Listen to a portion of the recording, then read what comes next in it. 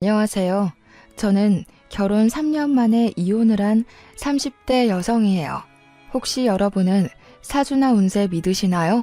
저는 한 번씩 운세를 보는데 볼 때마다 항상 초년 운세는 별로이지만 중년의 귀인을 만나 말년에는 대박이 난다고 하더라고요. 완전히 믿지는 않았지만 그래도 앞으로 나아진다니까 제발 사주처럼 귀인을 만나 내 인생이 대박이 나길 바라며 살았던 것 같아요. 사실 저는 이혼하기 전까지만 해도 정말 우울하고 힘들었거든요. 일단 우리 집 상황을 말씀드리자면 저의 부모님은 사이가 정말 좋지 않으셨어요. 두 분이 정말 하루가 멀다고 매일 싸우다가 제가 20살이 되던 해에 이혼하셨죠. 그리고 저는 엄마와 둘이서 살고 아빠는 이혼하고 얼마 되지 않아 재혼하시며 연락이 되지 않았어요. 저는 그 당시 공부하는 것을 좋아하지도 않았고 경제적으로 넉넉하지 못한 형편이라 그냥 대학을 포기하고 바로 회사에 입사했어요. 회사 생활은 힘들긴 해도 나름대로 보람도 있고 앉아서 공부만 하는 것보다는 재미있었던 것 같아요. 그렇게 재밌게 일을 하다가 회사 동료의 소개로 남편을 만났고 연애를 하고 결혼을 약속했어요. 결혼식 한 달 전 식당 주방에서 오랫동안 일하시던 엄마가 몸이 이상해서 병원에 가보니 폐암 말기라는 진단을 받으셨어요. 그리고 결혼식 2주 전에 엄마는 세상을 떠나셨어요. 그렇게 저는 엄마 없이 결혼식을 올렸답니다. 눈물의 결혼식을 마치고 허니문 베이비로 바로 아기를 가졌는데 제가 다니던 회사는 야근과 특근이 정말 많았어요. 출산 휴가도 고작 3개월이 다였고 무엇보다 워킹맘을 위한 복지가 거의 없었어요. 그래서 회사 여자 선배들은 결혼하고 임신을 함과 동시에 다들 회사를 관두더라고요. 저 역시 어쩔 수 없이 회사를 관두고 집에서 제 아이 지민이를 키우며 살고 있었어요. 시간이 흘러 아이가 2살이 되자 저는 어린이집에 지민이를 보내고 간단한 아르바이트라도 구해보려 했지만 시간이 애매해서 마땅한 일자리를 찾지 못하고 있었죠. 반면에 동서는 학교 다닐 때부터 공부도 잘했고 전교 회장도 몇 번 했다고 해요. 당연히 좋은 대학교에 대학원까지 나오고 복지가 엄청 좋은 회사에 입사하여 돈도 많이 벌고 있어요. 그래서인지 시댁에 다달이 용돈도 많이 드린다고 하더라고요. 게다가 어른들에게 말도 잘하고 싹싹해서 시댁 동네에선 최고의 며느리라는 소문이 자자해요. 무엇보다 친정도 부유하고 동서와 같은 동네에 살아서 아기가 아프거나 무슨 일이 생기면 언제든지 맡기고 출근을 할 수도 있어요. 제가 봐도 이렇게 동서가 잘났는데 시어머니는 저와 동서가 얼마나 비교되겠어요. 그래서 시어머니는 저와 동서를 항상 대놓고 차별했어요. 시댁에 일이 있어서 가면 동서에게는 일하고 왔으니 무조건 쉬라고 하시고 아이를 보며 집에 있는 제게는 너는 우리 아들 돈으로 놀고 먹으니 무조건 일하라고 하셨죠. 초겨울날이 되었어요. 저희 시댁은 날이 쌀쌀해지면 매년 김장을 하시는데 그때마다 최소 300포기씩 해요. 게다가 배추 농사도 하시니 남들은 절인 배추를 사서 김치를 담그지만 저희는 배추를 뽑고 절이고 헹구는 모든 과정을 다 직접 해왔어요. 우리 시댁은 김장 전에도 할 일이 정말 많아요. 처음에는 지민이가 너무 어리고 남편과 도련님과 동서는 출근해야 하니 아무도 도와줄 사람이 없어 시부모님 2분이 배추를 뽑고 절이고 헹구셨어요. 그런데 올해부터는 지민이가 어린이집에 가니 낮에 와서 일 좀 하라고 하시는 거예요. 저는 알겠다고 하고 시댁에 갔어요. 그렇게 3일 동안 시댁에서 하루는 배추를 뽑고 하루는 소금물에 절이고 하루는 전날에 절인 배추를 헹궜어요. 그리고 양념을 버무려야 하는 날이 되었죠. 저는 이미 3일 동안 안 하던 일을 했더니 온몸이 다 쑤시더라고요. 정말 땅에서 제 몸을 잡아당기는 느낌이라 도무지 일어나지 못하겠는 거예요. 남편도 처음에는 어서 가자고 하다가 제 상태를 보고는 그냥 혼자 가겠으니 집에서 쉬라고 하더라고요. 집에서 아이를 데리고 쉬고 있는데 시어머니한테 전화가 왔어요. 너는 그깟 배추 뽑고 절이고 헹구는 게 뭐가 그리 힘들다고 젊은 애가 몸살이 났어? 약 먹고 빨리 와. 지금 할 일이 태산인데 빨리 와서 일해. 제가 아프다고 말을 해도 오늘까지만 하면 된다며 참고 오라고 성하셨어요. 그러고는 10분마다 전화해서 계속 언제 오냐고 전화를 하시더라고요. 결국 저는 아픈 몸을 이끌고 지민이를 안고 시댁에 갔어요. 저는 솔직히 그때 시댁에 가면 김장할 준비가 되어 있고 동서네와 남편이 양념을 버무르고 있을 줄 알았거든요. 그런데 아직도 시댁 마당이 깔끔한 거예요. 왜 아직 시작도 안 했냐고 묻자 다들 저 오기만을 기다렸다며 그동안 밥 먹고 커피 마시고 TV 보고 놀고 있었대요. 심지어 동서는 회사에 일이 있다며 오지도 않았더라고요. 시어머니는 저를 보며 이제 일꾼이 왔으니 일을 시작하자고 하시더라고요. 남편과 도련님도 김장을 같이 하겠다고 고무장갑을 끼자 시어머니는 남자는 고무장갑을 끼는 것이 아니라며 낀 장갑을 벗기고 방으로 들여보내셨어요. 결국 저와 시어머니 둘이 김치를 버무르기 시작했죠. 그렇게 30분이나 지났으려나요? 원래 허리가 안 좋으신 시어머니가 갑자기 허리가 아프시다고 들어가서 누우시더라고요. 결국엔 저 혼자 그 많은 김장을 다 했어요. 김장이 어느 정도 끝나고 정리를 하려는데 그제야 동서가 회사가 이제 마쳤다며 오더라고요. 그런 동서가 얄미웠지만 그래도 회사에 다니니 어쩔 수 없겠지 하며 저의 짜증나는 마음이 보이지 않게 억지로 웃음을 지어 보였어요. 동서는 미안한 표정을 지으며 형님 혼자 고생 많으셨으니 뒷정리는 제가 하겠다고 하더라고요. 그러면서 팔을 걷어붙이자 시어머니는 여태 회사에서 일하고 왔는데 무슨 정리냐며 그냥 쉬다가 이따가 고기나 먹고 가라고 하시더라고요. 동서는 시어머니의 말씀에 씩 웃더라고요. 그러더니 제게 시어머니가 이리 말씀하시니 어쩔 수 없다며 그럼 고생마저 하시라고 하더라고요. 그러면서 저는 일하느라 힘들었으니 들어가 있겠다고 하더라고요. 그렇게 저를 약올리며 못 이기는 척 방에 들어가서 쉬더라고요. 저는 결국 김장하고 뒷정리하고 밥상까지 차렸답니다. 다 같이 밥을 다 먹어가는데 동서가 가방에서 봉투를 하나 꺼냈어요.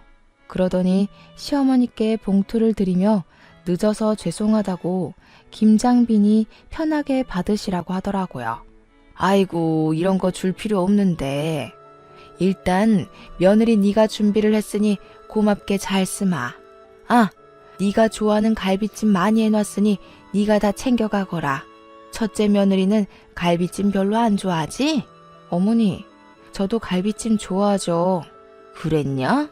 그런데 조금만 해서 일을 어쩐담? 그럼 너는 다음에 해주마. 너는 일하지 않으니까 평일에도 수시로 오잖아. 아유, 김장하니 피곤하네. 첫째 너는 이것 좀 치우고 있고 둘째는 잠깐 나 좀 보자꾸나. 시어머니는 밥을 다 드시고는 동서를 데리고 큰 방으로 들어가셨어요. 둘이서 뭐하나 궁금해서 상 정리하는 척하며 몰래 큰 방 앞에서 하는 이야기를 들어보니 시어머니가 동서에게 선물을 해주시더라고요.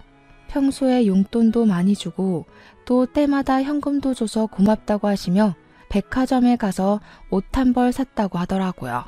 그 모습을 보고 있자니 서운하더라고요. 어머니 옆에서 몇 날 며칠 동안 김장을 한 사람은 나인데 제게는 수고했다는 말 한마디 없으시고 뒤늦게 나타나 돈봉투만 준 동서에게는 고맙다며 갈비찜에 옷까지 선물하시니 정말 너무하시네 싶더라고요. 저는 남편에게 내가 설거지 못하겠다고 그냥 집에 가겠다고 했어요. 남편은 오늘 많이 힘들었냐며 자기가 하겠다고 하더라고요. 남편이 그러면서 고무장갑을 끼는데 역시 미우나 고우나 내 남편밖에 없다는 생각이 들고 고맙더라고요. 그 순간 시어머니가 방에서 나오셨어요. 우리 민호가 왜 설거지를 해? 남자는 고무장갑을 끼면 절대 안 된다고 하지 않았니? 하지마. 너는 이깟 설거지 얼마나 된다고 그걸 꼭 굳이 네 남편에게 시켜야겠냐? 역시 친정이 없으니 이런 시댁에 대한 도리를 친정에서 배우지 못한 거겠지. 형님, 그깟 설거지 얼마나 한다고 그걸 아주버님한테 시키셨어요. 그냥 제가 할게요. 제가 얼마 있지도 않구만. 아가야, 너는 밖에서 일도 하고 와서 무슨 설거지니? 너는 하지 말아라. 집에서 우리 민호 돈으로 놀고 먹는 제가 해야지 안 그러니? 어머니, 동서는 오늘 아무것도 안 하고 밥만 먹었는데 설거지 하나 시키지 않는 게 말이 돼요? 왜 저만 이래요? 저는 너무 화가 나서 더 따져 묻고 싶었지만 그 순간 지민이가 나와 엄마랑 할머니랑 싸우냐고 묻더라고요. 아무리 그래도 지민이 앞에서 어른에게 큰 소리 내는 모습을 보이는 것은 아닌 것 같아 더는 이야기하지 않고 혼자 설거지했네요. 설거지까지 마무리 짓고 집에 와서 남편에게 솔직히 시어머니 동서와 나를 너무 차별하시는 거 아니냐고 했어요. 그러자 남편은 동서가 놀다 온 것도 아니고 일하고 왔는데 그냥 윗사람으로서 이해해주라며 저는 평일에 지민이를 보내놓고 쉴 수 있는데 동서는 평일에도 쉬지 못하고 일해야 하는데 힘들지 않겠냐고 하더라고요. 그러면서 이러한 상황들을 도련님이나 동서에게 대놓고 이야기하면 사이만 틀어진다고 그냥 제가 조금 더 고생하라고 얘기하더라고요. 남편 말을 들으니 저는 더 화가 나더라고요. 저는 남편에게 저의 솔직한 심정을 이야기했어요. 여보 말대로 나는 평일에 지민이를 보내고 쉬면 되기 때문에 시댁에서 일을 좀 더 할 수 있고 여기에 대해서는 나도 큰 불만은 없어. 그런데 시어머니며 동서며 도련님까지 모두 다 당연히 내가 나만 시댁의 모든 일을 해야 하는 사람처럼 인식하는 것이 기분이 나빠. 나는 여보랑 행복하게 살려고 결혼을 했지 당신 가족의 일꾼이 되기 위해 결혼한 게 아니란 말이야. 저의 이야기에 남편도 잠시 생각을 해보더니 제 마음을 이해하겠다며 앞으로는 절대 이런 일 없을 것이고 이러지 않도록 중간에서 잘하겠다고 하더라고요. 저는 그런 남편을 철석같이 믿었어요. 그 뒤로 시어머니가 몇 번 일이 있다고 부르셨지만 적당히 핑계대며 가지 않고 시댁과 거리를 유지한 채 나름 평화롭게 살았어요. 한 해가 지나 설이 되었어요. 시어머니는 설 전에 명절 음식을 장만해야 하니 장 보러 나오라고 하시더라고요. 장 보러 가는데 시간이 얼마나 걸리겠어 하고 가벼운 마음으로 나갔지만 한 짐 들고 집에 와서 정리하고 재료까지 손질하니 어느새 하루가 다 지나더라고요. 그리고 연휴 첫날 동서는 회사에 급한 일이 생겼다며 또 늦게 온다고 하더라고요. 남편은 전날 오랜만에 친구들을 만나 밤 늦게까지 술을 마셔서 술병이 났어요. 어쩔 수 없이 저와 시어머니 둘이서 음식 장만을 시작했는데 조금 하더니 시어머니는 또 허리가 아프시다고 누우시는 거예요. 그래서 저 혼자 전을 다 붙이고 정리까지 끝내고 이제 허리 좀 펴보려는데 동서가 늦어서 죄송하다며 오더라고요. 아이고 우리 둘째 며느리 일하느라 힘들지? 밥도 아직 못 먹었겠네. 어서 밥 먹자. 첫째 너는 정리 다 했으니 어서 밥 차려라. 어머니, 저 여태 전 부치고 정리하느라 허리를 이제야 펴네요. 지금 다리에 쥐도 나고 해서 민호 씨한테 이야기할게요. 여보, 들었지? 일하는 동서 배고프다니까 상 좀 차려줘. 이거 아주 큰일 날 소리를 하는구나. 너는 있는 반찬 꺼내서 상 차리는 게 뭐가 그리 힘들다고 그러니? 민호 돈으로 놀고 먹는 애가 너도 꼭 일하는 사람한테 상을 차리게 하고 싶냐? 엄마, 지희 집에서 안 놀아. 낮에 우리 지민이 어린이집 가면 집안일하고 음식하고 얼마나 바쁜데. 저녁에는 또 지민이 돌봐야지. 그러니까 지희한테 놀고 먹는 사람이라면 뭐라고 하지 마. 집에서 자기 아이 보는 게 무슨 일이니? 집안일하는 게 일이야? 됐다. 그냥 내가 상 차리마. 허리 아파서 허리 복대를 착용하신 시어머니가 상을 펴시고 반찬을 들고 왔다 갔다 하시는데 그 모습을 보자니 마음 편히 앉아있을 수가 없겠더라고요. 그래서 결국 저도 시어머니를 도와 상을 차렸어요. 그런데 시어머니가 밥을 푸시는데 남편과 동서, 도련님에게는 따뜻한 밥을 주시고 제게는 먹다 남은 차가운 밥을 주시는 거예요. 그래서 남편에게 내 밥은 차다고 이야기를 하니 자기가 찬밥을 먹겠다고 제 밥과 자신의 밥을 바꾸더라고요. 바깥이라는 민호에게 찬밥을 왜 주니? 첫째 네가 먹어. 자고로 남자는 따뜻한 밥 먹어야지 밖에서도 일을 잘하는 거야. 어머니, 저도 어제부터 음식 장만하는 거 도와드리느라 좀 힘들어요. 저도 따뜻한 밥 먹고 싶어요. 어머, 형님. 그깟 따뜻한 밥이 뭐라고. 형님 먹는 거에 욕심이 많으신가 봐요.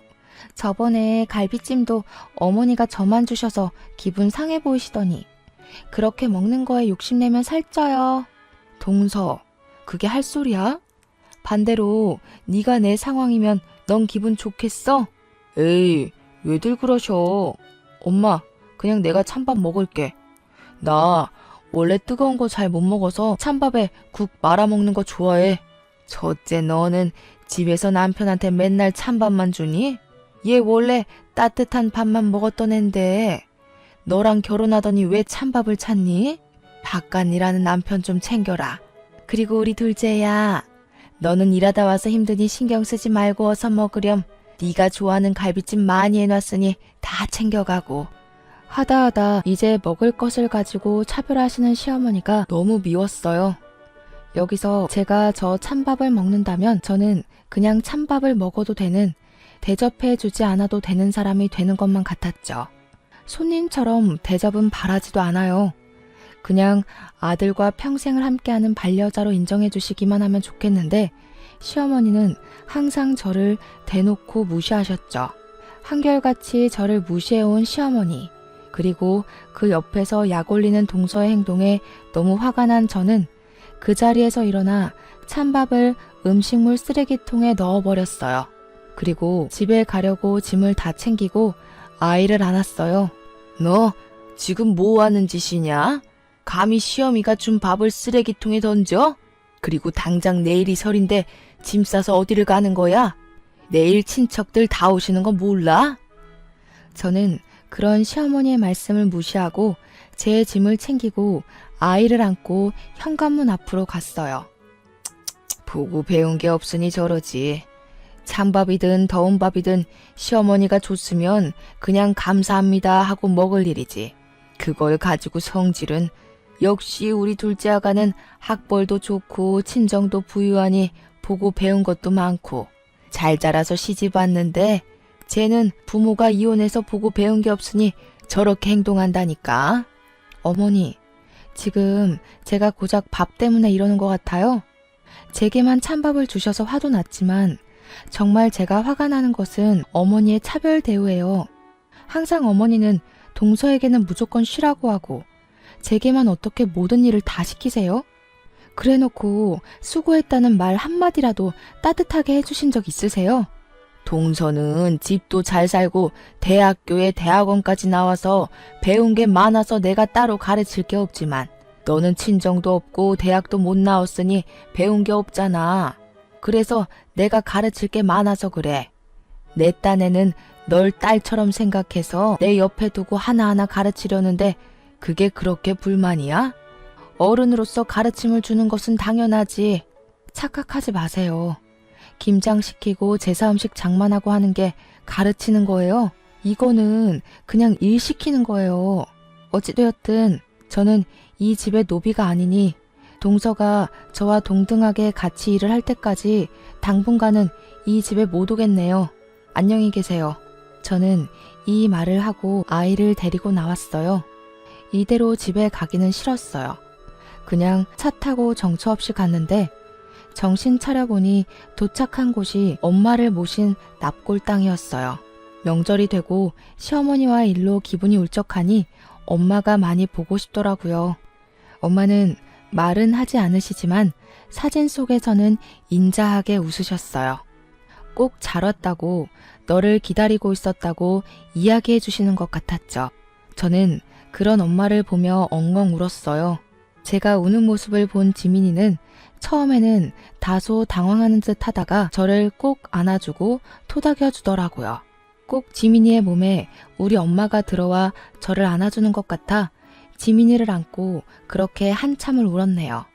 울다 보니 어느 정도 답답한 속이 후련해졌어요.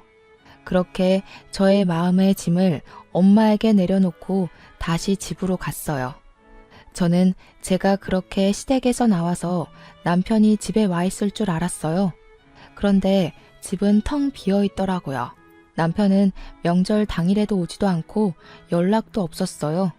연휴 마지막 날 밤늦게서야 집에 들어오더라고요. 저를 보자마자 한다는 이야기가 너는 꼭 그 자리에서 그렇게까지 해야겠냐고 하더라고요. 나는 너네 집 노비냐? 김장할 때도 너나 시어머니는 나에게만 그 많은 일을 다 시켰어. 요새 같은 시대에 어느 집에서 배추 300포기를 담가? 그것도 며느리 혼자 말이야. 음식 장만도 나 혼자 다 했지. 그리고 내가 그렇게 하는 동안 너고 네 동생이고 날 도와준 적 있어? 그저 어머니가 뭐라고 하셨으니까 어쩔 수 없다며 뒤로 빠지긴 하고. 나 이제 더는 못 참아. 이제 시댁에 안 가. 쉬지도 않고 따발총처럼 이야기하는 저의 모습을 본 남편은 고개를 저으며 방문을 쾅 닫고 들어갔어요. 저는 정말 다시는 시댁에 가지 않을 것이라 다짐했죠. 그런데 얼마 뒤 시어머니의 허리가 많이 안 좋아지셔서 허리 수술을 해야 하는 상황이 되었어요. 아무리 미운 시어머니지만 그래도 같이 사는 남편의 엄마라서 걱정이 되더라고요. 그래서 다시는 시댁에 가지 않을 것이라는 다짐은 일단 뒤로 한 채 병문안을 갔어요. 다행히 수술은 잘 되긴 했지만 당분간은 절대 안정을 취해야 하니 단순히 걷는 것 이외에는 아무것도 해서는 안 되는 상황이었어요. 그래서 저는 아침에 지민이를 어린이집에 보내놓고 식사 준비며 시댁의 모든 집안일을 도와드리기로 했어요. 시어머니가 밉긴 했지만 그래도 가족이기도 하고 동서나 남편은 회사에 가야 하니 저밖에 할 사람이 없으니까요. 어머니는 제가 시댁에 오자 정말 작정을 한 사람처럼 모든 일을 다 시키셨어요. 때에 맞춰 식사 준비, 화장실 청소, 집안 대청소는 당연하고 설치하고 한 번도 닦지 않은 것처럼 기름때가 찐득찐득한 가스레인지 후드 청소, 냉장고 정리, 부엌 서랍 정리 등 모든 일을 다 시키셨어요.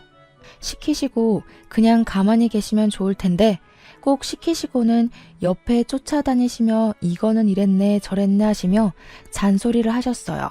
그뿐만이 아니라 시키신 일 중에 뭐 하나라도 제대로 되지 않으면 너는 이깟 집안일 하나 제대로 못하냐며 엄청나게 구박하셨어요. 그러면서 말끝마다 역시 친정이 못 사니 대학도 못 가고 배운 게 없어서 저런다며 저러니 애가 시간이 있어도 알바를 구하지 못한다며 또 뭐라고 하시더라고요. 이렇게 잔소리와 구박을 들으며 첫째 날이 흘렀어요. 다음 날, 전날 때 빼고 광내서 청소를 싹 했으니 오늘은 그냥 식사만 차려드리면 되겠다 싶어 갔는데 이번에는 제가 결혼하고 나서 한 번도 정리하지 않았던 창고를 정리해야 한다며 창고 정리를 시키시는 거예요.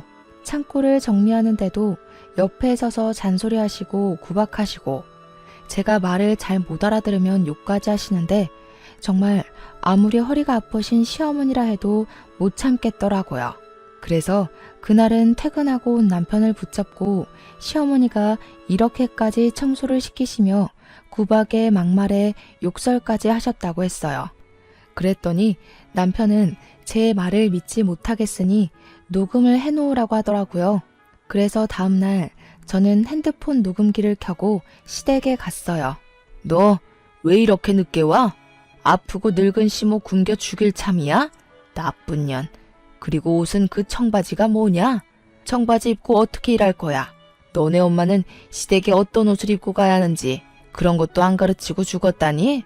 도대체가 내가 어디부터 어디까지 너한테 알려줘야 하는 거야? 일단 밥이나 차려. 밥 차리고 오늘은 저온 창고 싹 다 정리해라.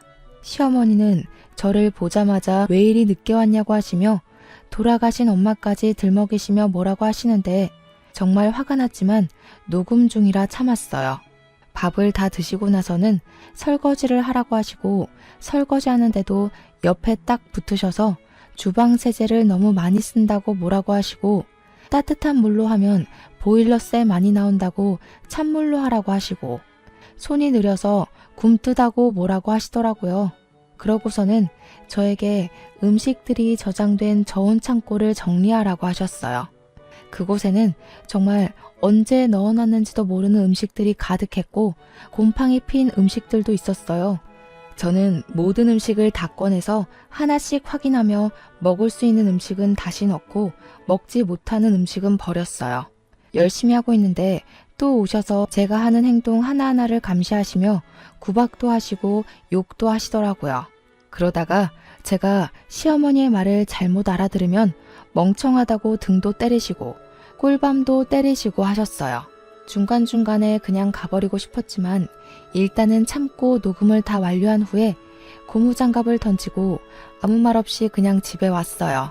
집에 와서 온종일 녹음한 내용을 남편에게 들려주었어요.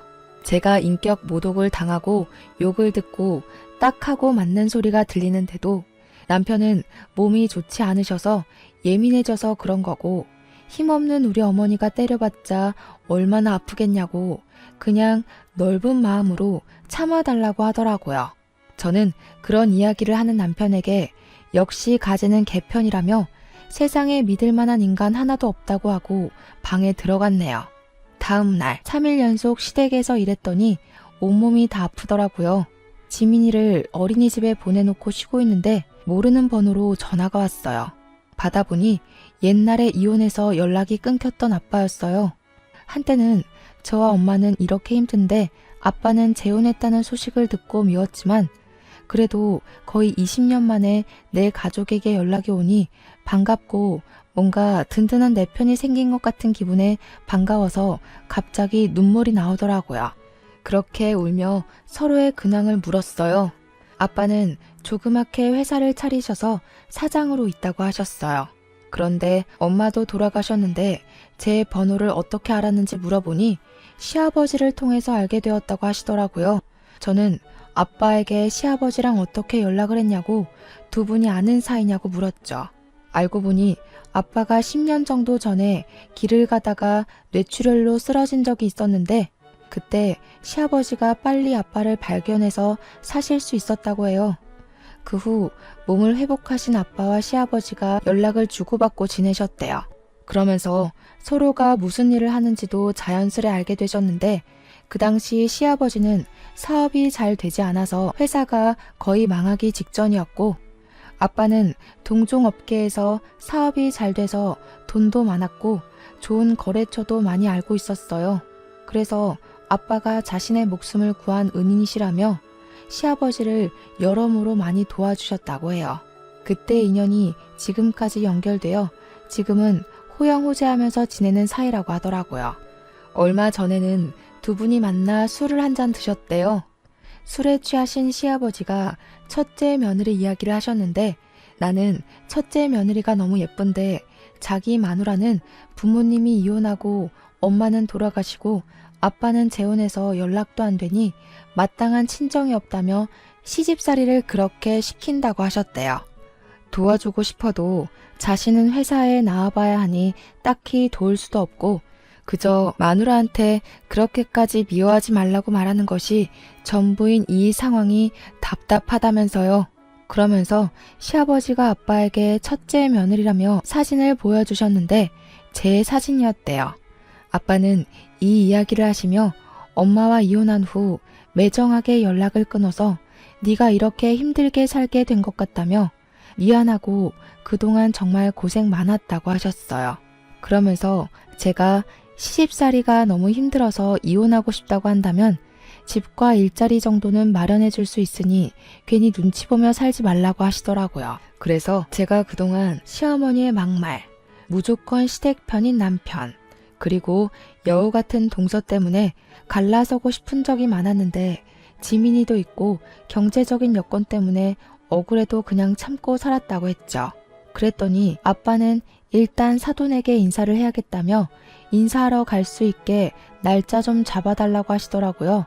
저는 사실 얼마 전에 시부모님이 하도 저를 구박하시고 무시하셔서 한바탕 하고 영 끊었다고 했어요. 아빠는 그래도 사돈한테 인사는 드려야 하는 것이 도리니 꼭 날짜를 잡아서 알려달라고 하셨어요. 저는 아빠와 전화를 끊고 바로 시어머니께 전화를 드렸어요. 그리고 저희 친정 아빠가 연락됐는데 시부모님께 인사를 드리고 싶어 하시니 시간 될 때 알려달라고 했어요. 시어머니는 축하한다는 말은커녕 아빠가 뭐하고 사시는지부터 궁금해 하시더라고요. 그래서 아빠에게 들은 대로 그냥 조그마하게 회사를 운영하고 있다고 했죠. 그랬더니 시어머니는 요새 사업하다가 망하는 사람들이 많다던데 괜히 너네 아빠랑 인제 와서 연락돼서 우리 민호가 번 돈이 다 거기로 흘러가지는 않을까 모르겠다며 어쨌든 주말에 시간 비워둘 테니 오라고 하라고 하시곤 끊으셨어요. 애초에 시어머니의 축하는 바라지도 않았지만 그래도 어머니의 날이 선 말투에 기분이 좋지는 않더라고요. 그리고 약속한 날 저는 거의 20년 만에 아빠를 만났어요. 제 기억 속의 아빠는 주름살이 하나 없고 머리숱도 많았는데 그날 본 아빠는 주름살도 자글자글하고 머리카락도 거의 없으셨어요. 저는 변해버린 아빠의 모습이 반갑기도 하고 그런 아빠의 손을 오랜만에 잡고 함께 시댁으로 향했어요. 시댁에는 동선의 부부도 있었어요. 아빠는 준비하신 과일 바구니를 건네시며 지혜의 아빠 되는 사람이라고 하며 허리를 90도로 굽혀 인사하시더라고요. 시어머니는 그런 아빠를 보면서 떨떠름한 표정을 지으셨어요. 내가 허리가 아파서 음식을 하나도 못했고 둘째 며느리는 회사 다니느라 바빠서 주말에는 아무것도 못해요. 그래서 음식 장만도 하지 못해서 음료수도 사둔 게 없네요. 그냥 맹물이나 한 잔 드세요. 저는 솔직히 상다리 휘어지게는 아니더라도 명색이 첫인사인데 간단한 다과라도 준비해 주실 줄 알았거든요. 그런데 이렇게 주스 한 잔도 없이 맹물만 주시는 시어머니 모습에 정말 온갖 정이 다 떨어지더라고요. 인제 와서 하는 얘긴데 첫째 며느리가 친정도 없고 본 적도 없이 자라온 애라서 가르치느라 너무 힘들었어요. 우리 둘째 아가는 친정도 부유하고 학벌도 좋아서 가르칠 것이 하나도 없는데 말이죠. 그래도 첫째 며느리를 딸처럼 생각해서 많이 가르쳤네요. 네, 딸처럼 생각해 주셨다니 감사하네요. 말씀대로 그동안 제 딸이 잘못 배웠으니 이제라도 제가 하나씩 가르치려고 합니다. 일단 돈 관리하는 것부터 가르쳐야 할 것 같아서 딸에게 건물 하나 주려고요. 건물이요? 얼마짜린데요? 거기 시세가 한 25억은 되거든요.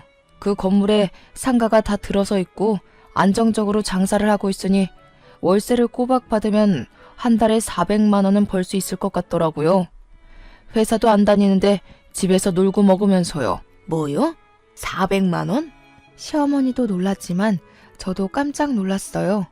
순식간에 저는 조물주보다 높다는 건물주가 되어 매달 한 달 월급만큼의 돈을 받게 된다는데 이게 쉽게 믿어질 리가 없잖아요. 아빠는 그런 저의 손을 잡고 씩 웃으셨어요. 시어머니는 도대체 뭐를 하시길래 그런 건물이 있냐면서 명함이라도 있으면 달라고 하셨어요. 아빠가 명함을 건네자 시어머니는 아빠의 명함을 받고는 요즘 사업이 잘 안 되냐며 은근히 비꼬는 말투로 말씀하셨죠. 옆에 있던 동서도 형님 아버지신데 어느 회사 대표님이신지 궁금하다며 본인에게도 명함을 달라고 했어요. 그런데 동서가 건네받은 아빠의 명함을 보고 깜짝 놀라하는 거예요. 어머니, 여기는 시아버지 회사보다 규모가 더 큰 회사네요. 꽤 큰 회사인데 여기 대표님이시라고요? 저희 팀장님이 여기 회사 대표님의 조카라고 하시던데. 아, 지은이가 여기 둘째 며느님의 직장 상사인지는 몰랐네요. 또 이렇게 인연이 해결되네요. 시어머니는 그렇게 좋은 회사의 대표가 첫째 며느리의 아빠였냐며 재차 확인하시고는 다시 한번 놀라셨어요. 아빠는 그런 시어머니에게 당당하게 제가 이 회사의 대표라고 하시며 일단 오늘은 일이 없으니 가봐야 할 것 같다고 하시고는 자리에서 일어나셨어요. 저는 아빠를 보내드리고 다시 시댁으로 왔어요. 어느덧 저녁 6시. 저녁을 먹을 시간이더라고요. 어머니, 벌써 저녁 6시인데 저녁 식사하셔야죠. 형님, 가서 식사 준비 좀 해주세요. 저는 아시다시피 일하느라 피곤해서요. 동서는 아주 당연하다는 듯이 제게 저녁 식사를 시키더라고요. 그 소리를 들은 시어머니가 깜짝 놀라 동서에게 다가왔어요. 예, 오늘은 네가 준비해라. 쟤도 오늘 오랜만에 아빠 만났으니 얼마나 정신적으로 힘들었겠니? 저는 그래도 회사에서 일하는데 오늘 하루는 푹 쉬어야죠. 형님은 집에서 노시는데? 쉬긴 뭘 쉬니? 젊어서 고생은 사서도 한다고 했다.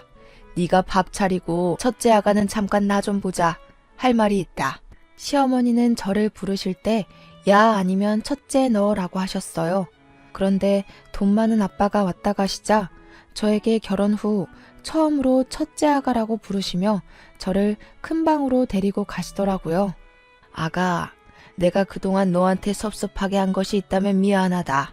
나는 그냥 친정도 없는 네가 어디 나가서 혹시라도 무시당할까 봐. 다 네가 잘 되길 바라는 마음에서 그렇게 한 것이니 이해해 주려무나.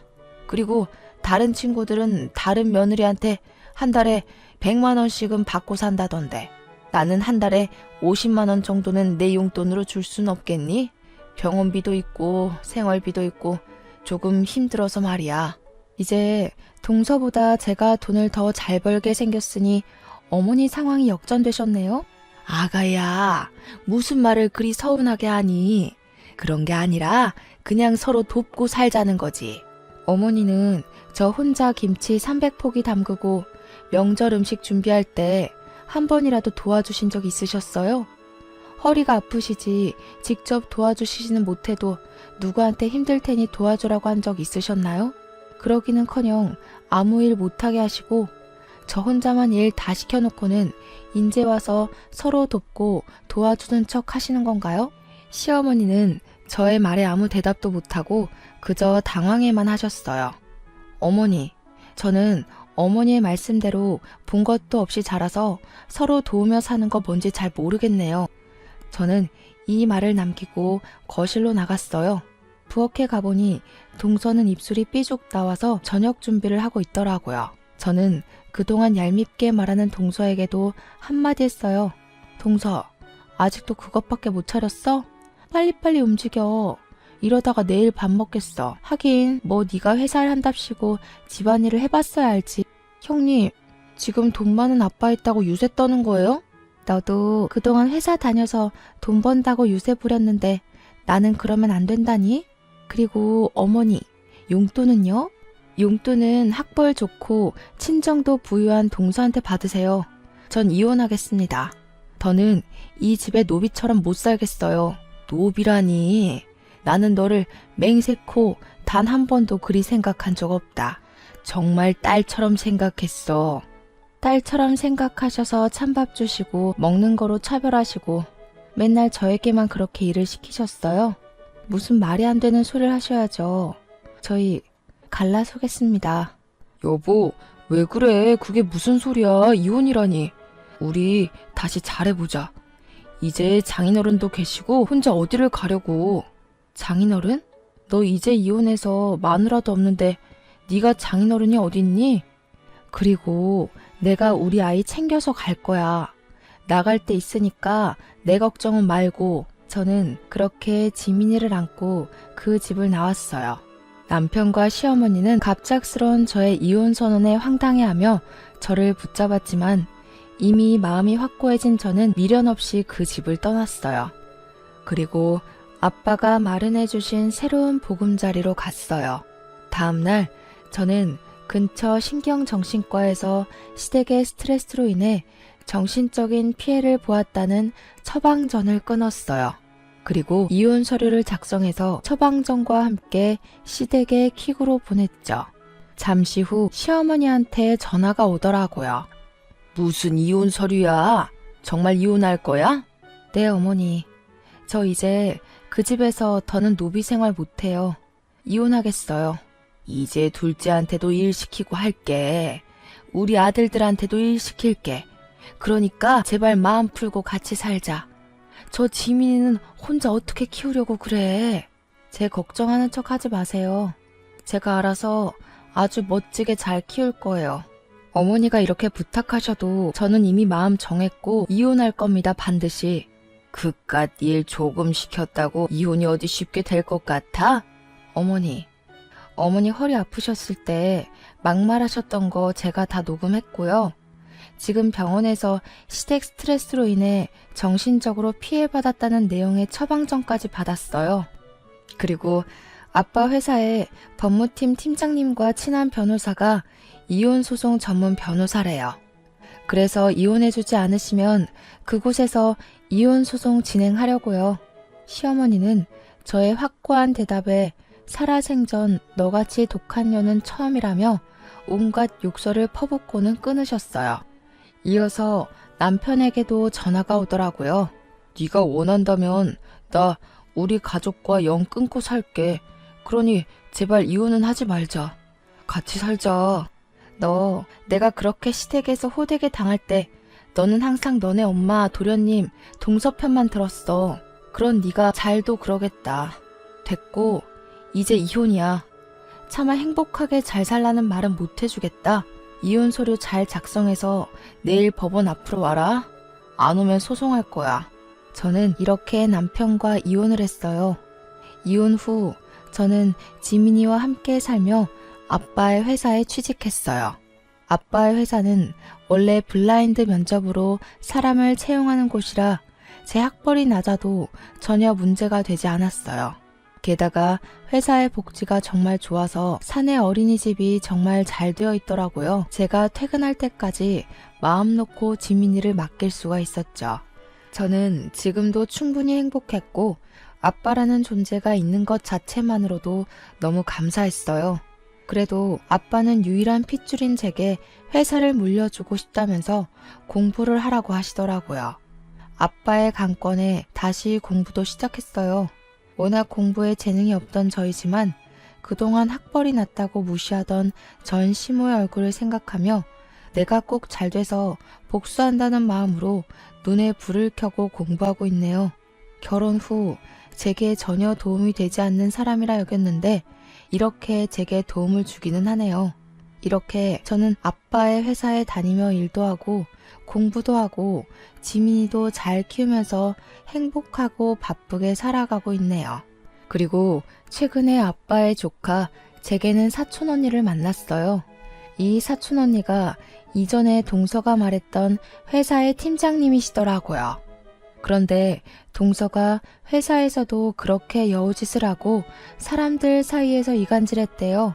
그리고 명절 전날과 같이 시댁에 가야 하는 날만 되면 회사에서 아무도 요구하지 않는데도 스스로 야근에 특근하며 늦게 갔다고 하더라고요. 안 그래도 사촌 언니가 얄밉다고 생각하며 뭐 하나 건수만 생기면 가만 안 둔다고 벼르고 있었는데 제 소식 다 듣고 엄청나게 갈궜대요. 그래서 지금은 회사에 사표 내고 백수가 되었네요. 그리고 예전에 저처럼 맨날 시댁에 불려가서 일한다고 하더라고요. 그 소식을 들으니 얼마나 통쾌하던지요. 전 남편은 아이에게 아빠를 보여줘야 하니 한 달에 한 번씩은 보고 있어요. 전 남편은 그때마다 다시 합치자고 하지만 솔직히 제가 뭐가 아쉬워서 합쳐요. 월급 잘 나오죠? 아빠 덕에 건물주가 되어서 상가 월세도 적지 않게 나오죠. 게다가 회사의 복지도 좋아서 지민이 걱정 없이 마음 편히 일도 할 수 있는데요. 지금 사는 집도 크지는 않지만 대출도 없고 저와 지민이 둘이서 살기 딱 적당하거든요. 남편이 그런 소리 할 때마다 저는 너희 엄마와 너 동서 생각만 해도 치가 떨리니까 헛소리 짓거리지 말라고 한마디 하네요. 제가 사주를 볼 때마다 중년의 귀인을 만나 말년에는 대박이 난다던데 제 인생의 귀인이 바로 아빠였나 봐요. 아빠를 만난 뒤로 모든 고민 걱정거리가 다 해결되고 요새는 지민이와 함께 즐겁고 바쁘게 살고 있네요. 정말 이게 꿈인가 싶을 정도로요. 지나온 날들을 돌이켜보면 결혼 전에도 결혼 후에도 정말 많이 힘들었던 것 같아요. 그래도 귀인을 만나 이제는 행복에 이르렀으니 이 행복이 쉽게 꺼지지 않고 평생 유지될 수 있도록 노력하며 살아야겠다는 생각이 드네요. 그래서 먼 훗날 하늘나라에서 가서 보고 싶은 우리 엄마를 보면 나 이렇게나 잘 살아왔다고 자랑할 수 있는 당찬 딸이 되고 싶네요. 저의 긴 사연 들어주셔서 감사합니다. 모두 행복하세요.